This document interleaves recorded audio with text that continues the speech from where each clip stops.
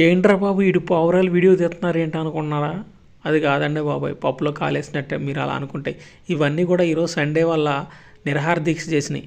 ఈరోజు మాకు కావాల్సిన పప్పు గింజలు ఇవన్నీ ఇస్తే మాత్రమే మేము కిందికి దిగుతామని చెప్పేసి మంచిగా బెటాయించాడు కూర్చున్నాయి. చూడండి, ఇదైతే మరీ హైటెక్ కింది. ఇది పెద్ద తెలివి కలది. దీనికి గింజలు ఎక్కువ కావాలంట. ఇవన్నీ కూడా గోడ మీద చక్కగా వరుసగా లుంచొని ఉన్నాయి. గింజలు ఇగిపోతే మాత్రం ఇక్కడ నుంచి దూకేస్తామని ఒకటే గోల. ఇవేమో ట్యాంకర్ ఎక్కినాయి.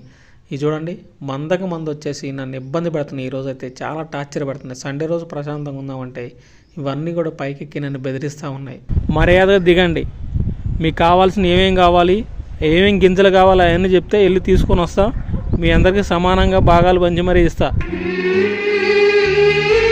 అంతేగాని ఆడ ఉండి ఆత్మహత్య చేసుకుంటాం, చచ్చిపోతాం అలాంటి మాటలైతే మాట్లాడదు. ఓకేనా? దిగండి ప్లీజ్, దయచేసి ఆడ నుంచి దిగండి. రావట్లేదే మీకే చెప్పేది. అగో ఆడ దొంగ 2 ఉన్నాయి. అగో చూడు, అక్కడక్కడ ఆ 2 ఉన్నాయి. అవి కూడా నాటకాలు ఆడుతున్నాయి.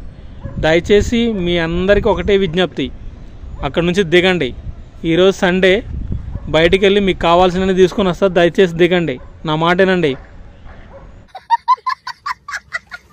పావురాలు మీకే చెప్పేది, దిగుర్రి.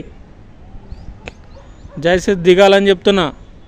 అమ్మా, అక్క, చెల్లె, తమ్ముడు, అందులో ఎవరున్నా సరే దిగాలని చెప్తున్నా. దయచేసి నా మాట అర్థం చేసుకోండి.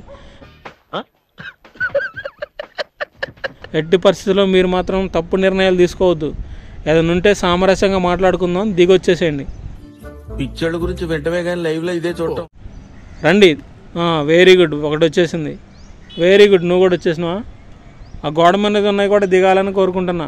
గోడ మీద అగో వరుసగా దిగాలే. చూడండి ఎట్లున్నాయో, వరుసగా ఎట్లా ఉంచొని ఉన్నాయి. దిగాలమ్మా, దిగాలి. మీకే చెప్పేది.